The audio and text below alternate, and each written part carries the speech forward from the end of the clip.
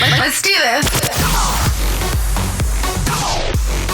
Zach Sang Show. It's a Zach Sang Show. We got Heather, we got Dan, we welcome Da Vinci, a.k.a. Cash Zach Mooney Sang from Show. Grown.ish. Yo, what's Yes. up?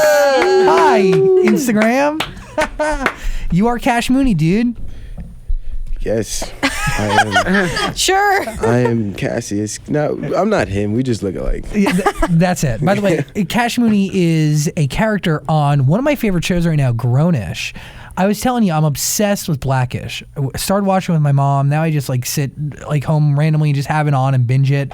And I got hooked on Grown.ish, which it's an extension, right? They built an entire universe out of the Johnson family. Yeah. And Zoe is the daughter.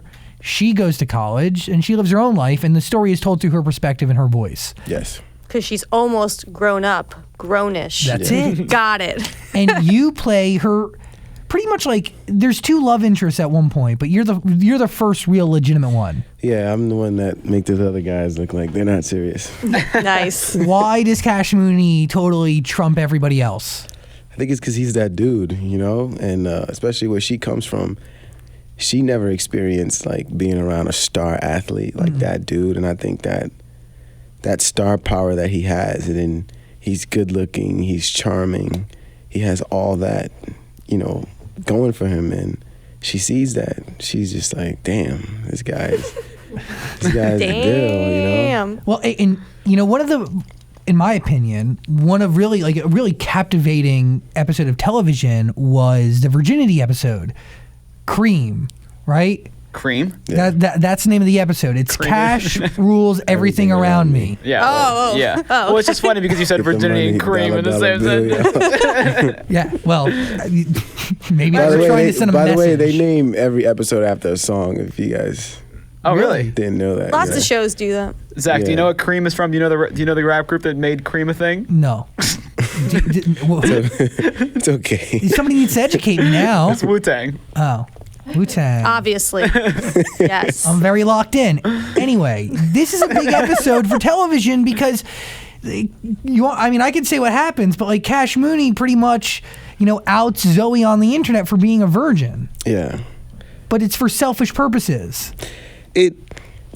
When he explained why he did it, I was like, dang it, you messed up. Because first I was like, he was sticking up for her. Uh-huh. Yeah. So I I was guess. like, see, that made sense. I was like, see, I don't blame him. I don't understand why she was so mad. But then when he said, you're good for my brand, then it kind of was like, okay, Cash, yeah, I can't take your side right now. Is it hard not to back your character's position, or is that more fun for you as an actor? Honestly, I could back him up. Sometimes a lot of the things that he do, I feel for him because he's a kid. He's indecisive. He's grown-ish. He don't really know what he want to do, and he's about to get drafted to the NBA. That's what it's looking like. He has so many decisions he has to make.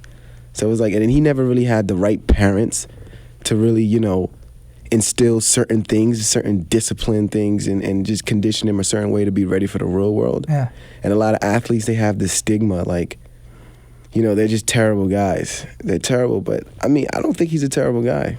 He's just trying to do what's best, and he really doesn't know, right? Yeah. He's still learning as he goes. Yeah, he's still learning as he goes. Do you break down your character when you first get the script? Because you weren't introduced in the first episode. I think you came in maybe 3 or 4 episodes in, right? Yeah. Because we're at 6 or 7 now. So do you break down your character? Do you break down the character's motivation? And what's your process there? Yeah, when I first received the role, and I saw they said charming, he's charismatic, he has a great smile, and he's just he kind of get anything he wants. So when I read that, I was like, okay, I think this guy's gonna be an a-hole. All right. Yeah.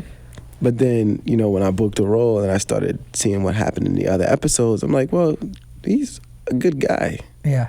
He's trying really to not. Yeah, so my breakdown for the character, it feels like he's someone he's a dope kid, and he just comes from a terrible environment, so he really don't know how to carry himself in a likable manner. Yeah. And I don't think he knows what to do with women. When you read in the script that you have to go as a character, go to your dad's house to stop or to buy back your high school basketball ring, right? Because that's one of the stories in Cream. I mean, how does that make you feel? Because that is like the harsh reality for a lot of athletes. Yeah, no, that's very true. It's a scary feeling, you know, because for a lot of kids, you know, facing your father is scary. Yeah. You know, and just based off seeing how his father is, and he's a drunk, and he's selling all his trophies. I mean, I could just tell from that he didn't have a really good experience growing up in a household with his father. Yeah. So him going there and facing him and confronting him, I know that was just scary. Like, what the hell? Am I gonna have to fight him? And then you have your girl by your side, so it kind of is messing your emotions up at the same time, you know? This show is very reflective of so many people's reality and so much of today. Do you feel like there is a burden when you take on a role like this? Because there is, I feel like, just like with Black.ish, right? You know, people really paid attention to every episode of Black.ish, and I think people are doing the same. You know, Refinery 29 is writing, you know, detailed recaps of every single episode and how it reflects to our generation and the next generation coming up. Is there weight on your shoulders when you're taking on that character? No, I don't. Maybe I don't fully feel the weight, but I just, the weight I feel is just properly portraying what they want the character to feel like. Yeah. The studio. So that's really what I'm paying attention to. But I feel like that character is getting a lot of slack because of the whole virgin thing. Yes. And that virgin thing is a huge topic. So like I feel that way because a lot of people are like, they're coming at me in a way. And it's just like, wait, guys. I'm not Cash. I just play Cash, you know? Like, they think that I'm really like this guy in real life. And I'm just like, no. And, you know, the double standard thing with virgin and all that, that's just, it made a lot of virginity topics come up. No, and that's sensitive. Because it reflects reality. So, like, the topics have weight to them. And by the way, like, my thought on that episode of you and Zoe, just because I'm a fan and I will share, I think it was a very surface level selfish relationship on both of your parts. Right? Because she wants to be with... Yeah. Zoe wants to be with Cash Mooney because he's a famous athlete or going to be one and the most popular guy on campus. And you want... not you. Cash wants to be with Zoe just because she's clean for his brand, you know? Yeah. It's somebody good to be around. It makes you look better. It is. I mean, that age... When you're that age, you're narcissistic. Mm-hmm. You know, you're self-centered because that's all. I mean, you're just now getting into the world. Yeah. So it's like all you can think about is yourself. So it's just like they're really selfish. They just really care about themselves. You know, there's a lot going on in your life, and one could be on the outside looking in, right? Because you only really did Jessica Jones. That was your other role, but this is a big one. Yeah. Somebody could say, "Wow, this guy's a lot going on. It must be hard for him to not get wrapped up in himself or to not get wrapped up in the glamour that is being on a television show consistently." Yeah, that's true. And the way I, just stay humble and grounded, I meditate a lot. Nice. And I read. I read a lot of spiritual books, and like the book I'm reading right now is The Four Agreements by Don Miguel.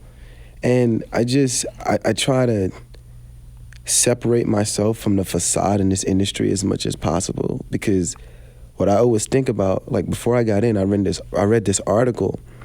And this guy was saying, see, this industry gives you an inflated sense of yourself because your role, everybody on set, they're designed to, their task is to take care of you, to make sure you look the best. If you're hungry, you get this, you get that, you get that. But it's like you always have to remember, had the person who tested against you booked the role, he would have got the same treatment. Yeah. So you're not special. It's not you. Because you're booked the role. You're special for other reasons, but don't think the fact that you have this role, like you're that dude now. You got to remember, like, had anyone else had this role, they would have been in this position. Yeah. So it's really not me. So for me to just walk around with my head all, muscled up and honcho, like, I did this. Big head is just foolishness. Didn't you say your friends are treating you different, though? Yeah. Are they really? I have some people that, they make little jokes about, oh, you're Hollywood now, and honestly, it's redundant. Sometimes it's kind of like, okay, well, I see our friendship probably expired right here, you know, because it's just like, all right, dude, like I don't want to, like that's happening on social media, you know, like yes, I'm blowing and rising on there, and it's like, okay, I want to leave that there, but when I'm in, you know, with my friends, like I still want to be me. Yeah. You know, like don't say this Hollywood stuff because I put on my work uniform when I get to work. Yes. And then when I'm not at work, I take it off. Just like a construction worker, you put on your little hat, your vest and stuff like that. You go to work, but when you come home, you don't want to think about building buildings with your wife and stuff. Yeah, You exactly. know, you take the uniform off, and people who don't see that, I just think you just gotta 86 them. And I hope, like, you know, maybe there's a couple good friends in your life that do say those things to you, like, ooh, go in Hollywood or whatever. I hope they realize that, like, they're probably one of the most important factors into keeping you grounded and not giving you a false sense of reality. Yeah. Because it's when you can turn it off and go back to, you know, normal life is when you kind of, you go back to reality. You know what I mean? And I don't know. That's, not a good friend to have around. Yeah, that's true. But I do have some good individuals around that help me, you know, help keep me grounded and just. Are you living in New Jersey? Yes, but I'm living out here right now because there's a lot of opportunities, you know, happening. So it's kind of like I got to stay out here right now. Did they cast you for Grown.ish in New York? No, the way I booked it, it was actually just off pure intuition and God, because I remember I told my management agency, I was like, I'm going to fly out to LA for a couple of days. And they really didn't want me in LA because they said there's more roles in New York for you right now. So, but I was like, okay, I'm going to fly out there. But I didn't let them know that I didn't book a returning flight. Whoa. Love it. So as my flight is landing, I receive an email from my agency saying you have a next day appointment for Grown.ish/College.ish. And I was like, okay, what is this? And then I do research, and I was like, oh, it's a spinoff of. I was like, oh, wow, okay.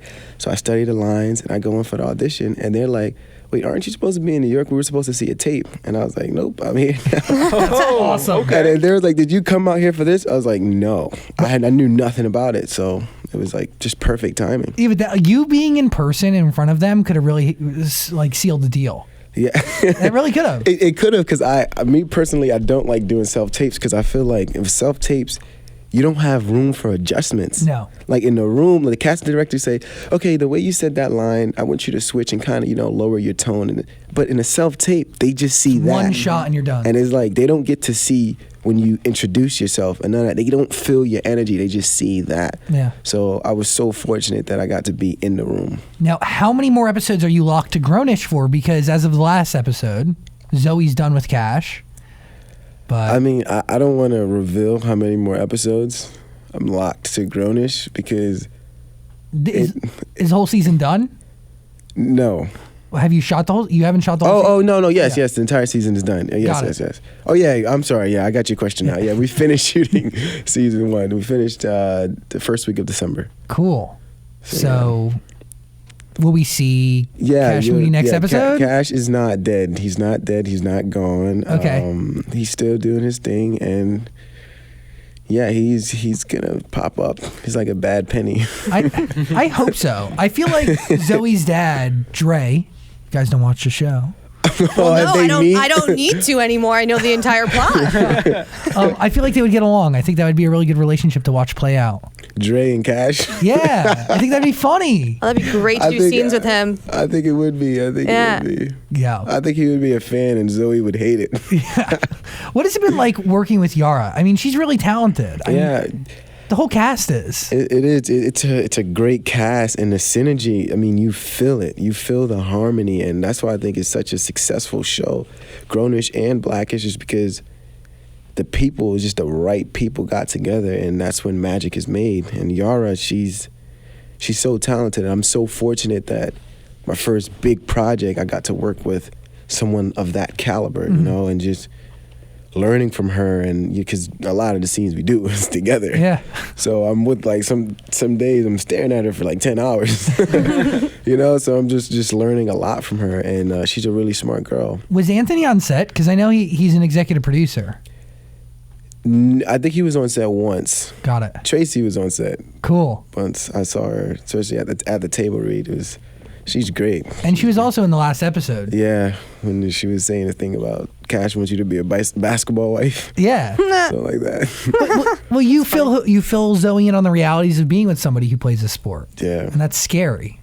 The real question is, do you play basketball, like in real life? Yes. I play basketball. Is that I was not a D1 superstar like Cash Mooney, but I can play ball. If you're not paying attention, you could probably get dunked on. I can play basketball. If you're blindfolded, totally checked out. If your back is turned, someone throw an alley right behind you, you're probably gonna get dunked on. So I'd probably beat you. And Okay, got it. Nah. What'd you learn from the first season of Grown.ish? Like, what if you look back and you reflect on it? What's that one big piece of knowledge that you're gonna take with you? Oh my God, I've learned what it takes to really be an actor. There you go. You know, like just being on a big set and like just it's long days, man. And sometimes it's like you can be tired, but you gotta keep that energy. Yeah. Like you gotta keep that energy up. Like some days you're shooting for like 14 hours. And your discernment when it comes to reading scripts and really understanding what's going on and just not looking green. You know, new, because I was told that a lot because I just started. But working on that show just really helped me. Like, was that become, scary? like, an actor. It was scary as hell, man. It was scary when I first got on set. Like everybody knew what they were doing. They knew where they were going. And it was like a little order that was established already, and I come in, I'm like a stray dog, a stray pit bull from the streets, just like yo, so what's going on? Like, and I have to like, I don't want to look green by asking so many questions, so I just try to like peep and see what's going on. But okay, yeah, see, you know. Yeah. But it was scary, man. It was a scary feeling, and even when I got the role, I had to be on my P's and Q's because. You can get recasted, you know. Yeah, man. You can get recasted, and I've learned that, you know. So, have you ever been recasted? Ever get a role? No, but I got close, and it's a scary story, man. Why did they almost recast you? Just, you know, you gotta say something. Doing his job. No, it was just like they felt like I was green. Yeah. They felt that I was green in the first episode. It was a lot going on in my personal life, and then that same day we had a table read, and I never received a table read the night before. So I received a table read there. And so I was unprepared at the table read, and that was the second major episode that I was in. So I was straight cold. Yeah. And through the grace of God, I got a second chance. And do the producers pull you aside and say, "Hey, man, what's going on?" They just I knew, I heard through the grapevine, you know. And who whispers that in your ear? I can't say any names, man. And this was on Grown.ish. Yeah. Wow. Yeah. So really, you almost you could have been recast. I was almost not Cash Mooney. Wow. Yeah, it really almost happened. And so when you hear that, like, and now that I'm seeing like what people are saying, people are blowing my Instagram up and just like, oh my God, you're doing so great. I'm like, whoo, you don't know what I went through. Yeah, I literally by the seat of your freaking pants. Yeah, it was scary, man. It was one of the top 3 scariest moments in my life. And I mean, I've had weapons pulled out in front of me, like guns and stuff like that, because I come from. You're from Orange, and yeah, from Orange. So I wasn't raised in the best environment. Yeah. So I've seen things, but it's just like that feeling was up there, one of the scariest feelings, because it's like you worked so hard for this, and then you're told, like, you know, it can all go away. Yeah, it was just like. And you're. Oof. What do you change? Is it, do you just work harder than anybody else from that moment on? What I did when I went home, the day that I found out, and I remember my manager called me. She was like, hey, what was going on with the table read, this and that? Like, you got to get your things together. She said, what are you doing right now? I was like, I'm playing basketball. She said, no, go home, do this and that. And I was like, but I don't got the script for the next. And she said, okay, well, we're going to get everything, situated. And but she didn't know that. She didn't even know about the recasting thing, wow. That could potentially. I mean, she had an idea because she's been there, but I actually knew that was going on. So I went home and I read that script, and I studied everybody's damn lines. I knew Yara lines like I was Yara. I could have played Cash and Yara and Zoe at the same time. I just took all that anxiety and just frustration and I just put it into the character. And then the next day when I came and I, did the scene and then the claps and then the Deadline article came out and then I was just like, I did it, but I was like, I could still get recast. It just kept me on my P's and Q's and just let me understand how serious this thing is. And there's a lot riding on it. I mean, you brought up your upbringing. How involved are your parents? In my career, I mean, they don't really understand this because they're from a third world country. So it's like to them, life was you go to school, you get a degree. I mean, you go to college, get a degree. And then you work in the medical field. They pay good, or you find a job until you can get into the medical field or something like that. But this realm in life is not a reality. It's more like something that you're either born in or you hit the lottery. So they were skeptical at times, and like my mother would tell me like, oh, you sure you don't want to, go back to school because you was a smart kid? Because I graduated high school above 4.0, got a degree. And so, like, my parents was like, yo, this kid, he's sharp in school. So but I'm like, no, I don't want to do this. I was forced to do well in school because when I got sent to my father, I didn't want to get in trouble. So it's like, damn, I'm going to read these That was books. motivation, yes. You know what I'm saying? Like, it was through fear I was getting good grades. But, I realized, like, that's not what I want to do. I want to go somewhere else. They didn't understand it. When I first made the big move to go back up north and pursue my dream, my father didn't know what's the thing. He was just like, he was just talking to my brothers, like, what is he doing? This and that. They were scared, but now they're happy. Now they can watch you on TV.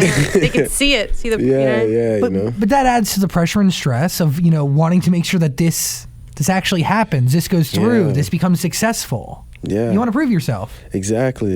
I had a lot on my shoulders, and to be here right now, man, you don't understand what it took to be in this seat. And it's just like, man, faith, God could, move mountains with your faith, Yeah. So. Did you grow up around anybody else that was an actor? No. So how'd you get into it? Other people left a blueprint, and I just saw hope through their blueprint, after watching movies and then Googling people, how did Denzel Washington get started? And I was like, oh, he was 20 years old, he was a garbage man, and this lady just told him that you're going to speak to millions one day. And I was like, damn, that can happen to me. Will Smith's story, and just looking at a whole bunch of other people's stories, and I was just like, yeah, I think this could be me, You just got to do it. I always felt it, me and my brothers growing up, we always felt like it was more for us in this world. And because, we didn't grow up like the typical African American. Where are your parents from? They're from Haiti. Got it. So, if you know anything about that country is not in the best shape. No, and it hasn't been. Really ever, yeah. So we just grew up different. It's even just language. Like, our first language is Creole, which is like 70% French and then mixed with a whole bunch of Do you speak other that languages. fluently? Yes, I speak it fluently. Very cool. And, we just always just had high aspirations, especially knowing like, we're not really from this country. So it's kind of gave us that, we gotta work prove for yourself. something. Yeah, we gotta prove them. We don't know nobody here, Yeah. What do your parents think now when they see you on TV? They're like so shocked and just amazed and just happy. Like, I said this in the People's magazines, like I've never seen my father this happy before in my life. Like, even when I brought a report card home with all A's, he was happy then. He was like, I have no complaints. But now, he's just on another level of happiness. It's like he's like 24 years old again in life, It's crazy. And just to see the effect that this have on my family, I think it's one of the greatest things. That's pretty special. Yeah, it is. It is. Just to see everyone smile and be happy and then you just giving people hope, because now it was someone that gave me hope, and I'm like that for another kid. Someone's going to be watching this interview and be like, oh, I see how Da Vinci got started. Man, he inspires me. I'm going to do this. And then next thing, 20 years later, there's going to be another Cash Mooney. That's so that's not a bad legacy. Where'd Da Vinci come from? So your real name's Abraham D. Just. Yes, Da Vinci is a middle name that I adopted because we weren't born with middle names, by the way. So just gave it to myself, and it's because Leonardo da Vinci was a polymath. He was not just a painter. He was a mathematician, a poet, a biologist, a biotanist. He did so many other things. And A Renaissance man. He was a Renaissance man. So but a lot of people just, oh yeah, he was a good painter. But it's like, no, that's not all he did. Mm-hmm. And like for me, I'm not just an actor. I actually started off doing music. I was performing at Gloria Carter's restaurant, Jay-Z's mother, and it's through there I started connecting and the dots started coming together and then got into acting. But yeah, so I took that name because I was like, that represents me. I feel like that fits my brand. I spell it different. The ending, I spell it as C-H-I, which means energy. Chi is energy, so it was like the energy, basically. I dig that. So, yeah, so that's one of the reasons why I changed it. And then the second reason, I was just like, I feel like in this industry, you need that uniform to separate you from reality and la la land, the fantasy land. You go on the carpets, oh, Da Vinci, look, oh man, you're working the camera. It's like, man, they're just gassing my head up. They're saying that to everyone. So it's like, yeah, you can say all that to Da Vinci, but it's like, that's not going in Abraham's head. That's great. Abraham wanted to stay grounded. So when I'm with my family having real conversations, like I can, get out of that and be like, yes, okay, yeah, I see what's going on here. And I feel like that's really important in this industry because the pressures is real. I mean, you're being exposed at a level that human beings weren't meant to be exposed. I mean, you're omnipotent. When that show is playing, you're in front of millions of screens. Mm-hmm. That's like a small form of God. God is omnipotent. He's ubiquitous. He could be everywhere at once. So you possessed a small fraction of that power. That weighs on your psychology. This is why I studied a lot of celebrities before I got in the game. And for everyone who want to be an actor, study people. You got to study people. And there's a lot of information out there for you to study individuals. They leave blueprints behind. And I studied them. I was like, why do some people, they just change and stuff like that, or they suffer from depression and this and that. And it's just like, you start connecting the dots and you say, because, I don't think human beings were supposed to be exposed on this level. I mean, you weren't. If you look at life like 10,000 years ago, you had your little tribe. You stayed there. This is why things like marriage work. This is why all these things work. But now, I mean, you're traveling the world. The world is your a game to you. Mm-hmm. I mean, you could be in this country and that country in one day. So that's just like, that's crazy. So it's like, if you don't have that separation between the fantasy land and reality, it's just gonna get in the way of you doing good work. Mm-hmm. And I feel like it's just gonna, it's going to be bad. And then when Da Vinci gets in trouble in the media, it's Da Vinci, It's not Abraham. There you go. It's not me. We got you. We see you. I really respect the motivation behind the name change. When did you officially make it? Like, when did you feel like the time was right? It was like 2-3 years ago I changed it. And then getting into acting, it was difficult because after I got, management and agency, they were just like, no, we love the full name. We love that better, and this is and that. But then they was like, yeah, it sounds so good as an actor, but I'm like, I'm not just an actor. Yeah. Because my people's on the acting side, like, they really see me as just an actor. And I'm like, well, remember. Because, you look at, Jamie Foxx. Yeah. That's not his real name. His real name is Earl something. Right Bishop. off the bat, Earl is not nearly as sexy as Jamie Foxx. It's Eric Marlon Bishop. Oh, Yeah, but Jamie Foxx is a sexy name, and he's also a music artist. And then you look at people like, Jay-Z and Bruno Mars, that's not his real name. Mm-hmm. So it's a lot of different individuals in the industry that's like that. I don't know if they did it for the same purpose as me, because some people do it for, their alter ego, which is kind of like the same thing. Yeah, it's separation. Yeah, it's to separate you. So when's your album coming out? I'm working on a lot of music. I don't know when it's coming out. There's no set date. I think I'm just gonna drop like a single. Okay. Maybe in like spring, summer. So nice. Yeah. Are you going on a lot of auditions? Oh yeah, man. Yeah, like lately, because it's like pilot season, and I've been just reading. My face been glued to just reading, and a lot of good stuff is coming out of the success of this show. Yeah. So that's really good. Like, this year is looking like a really great year for me. I'm very fortunate. 2 goals for this year. Go. Book a movie, be a lead in a movie. Nice. And be a series regular. Okay.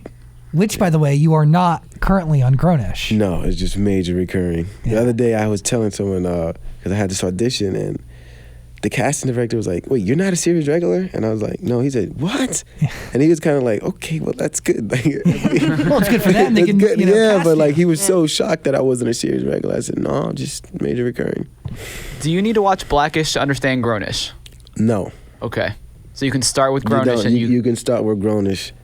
It just because Black.ish just only gives you the backstory on Zoe. Zoe's family, Yeah. really, but you don't need to watch Black.ish to get into Grown.ish. Okay. Totally It's just- separate cast of characters. Yeah. And you didn't go to college, did you? Yes, I You went did? to college in Central Florida. Got a degree in criminal justice. So how's your real college life compared to your on-screen college life? It's very similar with the parties and things that you see, as far as like how people are just they're open with their sexuality and their views on life and stuff like that. And the parties is, the same. There's probably a little more wild in real life. Mm-hmm. But I was not Cash Mooney, but Yeah. I was known, but I wasn't Cash Mooney. How old were you? How old are you now? 22. Got Turned it. 22 in October. So you really just graduated. No, I What, got 20? a degree when I was 19, 20. I was- graduated high school at 17. What was your degree in Wow. college again? You were Criminal really justice. smart. I wanted to be a detective because So what made you say, all right, I got this degree, screw it, I'm going to Hollywood? I took acting as an elective, and my teacher, like during the midterm, the finals for my acting class, we had to do this big performance, and that day, the girl that I was supposed to do it with, she wasn't even there. So I was like, how am I supposed to do it? He said, well, you still got to do it. Okay, I'll just sit and read for her, but you got to act it out as if it's her. And I was just like, damn, so I got to be by myself, act this whole thing out. And I did it, and in class, they just applauded me, and they were just so happy. And then after the class, he pulled me aside, and this guy's been teaching acting for a long time. I can just tell he was a veteran. And he was like, kid, I don't know if basketball is your priority right now or whatever it is, but if I was you, I would stop what I'm doing and pursue acting. You seem very natural at it, and you could naturally gain attention from like an audience, and that's really good, kid. And I was just like, come on, man. Like, I was like, come on, man. Don't gas my head up. And then it just stuck in my head. And then next thing I know, just a lot of people just started putting things in my ears. And I started reading the book, The Alchemist. And Paulo Coelho said, when something is really for you, the entire universe conspires into helping you achieve that goal. And I was like, this is what's happening. Like, everybody is pointing me towards this direction. Do it. And then I set a goal for myself. I reached the goal, and then I was like, okay, then I'm gonna go and pursue this. And it took 3 years, and now it took like 4 years. But 4 still, years. I mean, you've had a lot more success than a lot of people out here that are still trying after like 20 years. Yeah, no, that's very true. That's very true. So fortunate. So, such a blessing. It's such a blessing, man. I don't know how anyone could sit here and really think it's because of them. Like, yeah, I did all this. It's like, no, man, it's the universe. It's a higher power, because you just see how the timing was right. I mean, the timing was literally right for Grown.ish. I just happened to book the flight September 6th. The next day, September 7th, was the Grown.ish appointment. That's crazy. The universe. Yeah, for real. You got to trust in a higher power, because it's not you. Yeah. Yeah. Yeah. You done Well, with your questions? I wanted to ask about Carrie Champion. How was it working with her? Oh, she's so cool. She's so cool and funny. And after she was finished working with us, she was like, woo, being an actor is some tough work. Because she didn't realize that you shoot the same scene from so many different angles, and you got to deliver the lines the same way. Like, you get a close-up, then a wide, then you get my coverage, then you get her coverage. And, it's just it's different. Like, she realized it's different when she's just doing it naturally and it's scripted. Because she usually does it naturally, just like, hey, so how you doing, Cam Newton? So this and that. And it just naturally flows. But then when it's scripted, you're supposed to ask this, that, and say this. It's kind of... She's probably like, I'll stick to but reporting. it was so cool. Shout out to Carrie. She's dope. She's a great girl. She's great. I didn't know she was a real sports reporter. Yeah. She I is. had no idea. Yeah. I watch is. Grown.ish with my time. I do not watch sports. Well, yeah, I just saw a few clips. And I was like, oh, Carrie Champion. And she's that good. That And Kenny Smith is also a real sports commentator. Oh, really? He was on the show as well. Yeah. I knew that. Well, I didn't know. No, I didn't know that they were all real. I thought they were just, Oh, no, actors. yeah. All the guys were real. They weren't Jeez. playing. Kenny was like, we're going to get some real guys interviewing them. Who else was on the show? Any other athletes? Kenny Smith was on there. Carrie. It was this other sports commentator that was with Kenny. Damn it, I forgot. And then the guy that was interviewing me after the game, I forgot his name. But those were all real news reporters and sports commentators. So you're like a real athlete. You kind of get the whole athlete thing going on. Yeah.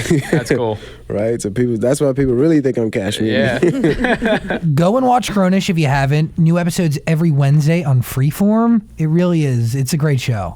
It's awesome. And I look forward to seeing Cash Mooney there again. Yes. As of this moment, the relationship is done, but who knows what will be next. Yes. That's true. Very exciting. Da Vinci, follow him on everything. You're a good guy, and you bring a good energy into the room, and you have a really great perspective, and you're really smart, and very Thank deep. you. And Appreciate that, man. no, I appreciate your time, my friend. Thank you. Thank you for having me. Da Vinci, everybody. Cool. Thank you. Take care, guys.